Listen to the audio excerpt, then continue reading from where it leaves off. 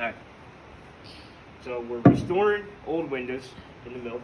What we do is we pre-cut all of our little legs, because all of our windows we framed out to be pretty much the same size.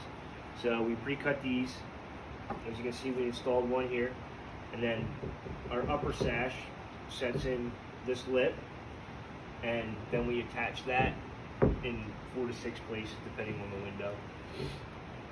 And then we also have the bottom sill installed, which is cut on an angle, so that way the water runs back out. And then we install the bottom sash, which has the same angle on it, and that gets a little 1-inch trim that goes all the way around. Acts as a track for the window to be able to slide up and down, so the top is non-functioning and the bottom is the functioning window.